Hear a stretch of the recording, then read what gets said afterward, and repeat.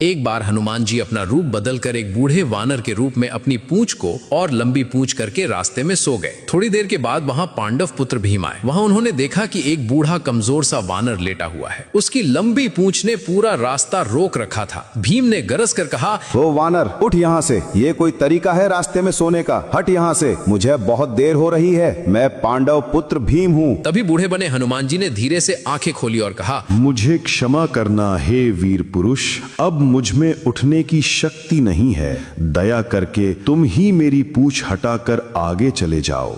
यह सुनकर भीम ने कहा, मैं तो आसानी से पहाड़ तक उठा सकता हूँ, तो फिर तुम्हारी ये पूंछ क्या चीज है? इस पूंछ को हटाने में मुझे क्षण भी नहीं लगेगा। और तभी भीम ने एक हाथ से पूंछ को पकड़ी, लेकिन हिली तक नहीं। फिर अपने दोनों हाथों से पूरी ताकत लगा दी, फिर भी पूंछ हिली तक नहीं। फिर शरीर का पूरा बल लगा दिया, लेकिन पूंछ टस से मस नहीं हुई। उनका चेहरा पसीने से भीग गया और भीम का घमंड पल भर में चूर चूर हो गया। अब भीम समझ गए कि ये कोई साधारण वानर नहीं। वे हाथ जोड़कर बोले, है महाबलशाली, मुझे क्षमा करें। आप कौन हैं? कृपया करके अपना असली रूप दिखाओ। तब हनुमान जी मुस्कुराए और अपने विशाल असली रूप में प्रकट हुए। उन्होंने कहा, मैं तुम्हारा बड़ा भाई हनुमान हूँ। मुझे पहचाना नहीं? हम दोनों ही पवन देव के पुत्र हैं। यह सुनते ही भीम भाव विभोर हो गए और हनुमान जी के चरणों में गिर पड़े। हनुमान जी ने भीम को गले लगाया और समझाया कि अपनी शक्ति और बल का उपयोग केवल धर्म के लिए करो, अहंकार के लिए नहीं। तभी वहां हनुमान जी ने गदा दी और कहा, जब भी तुम युद्ध में थक जाओ तब ये गदा का प्रयोग करना। भीम जब वापस लौटे तो द्रौपदी के साथ युधिष्ठिर को भी ये संवाद सुनाया। सभी ने मिलकर हनुमान जी की जय जयकार की।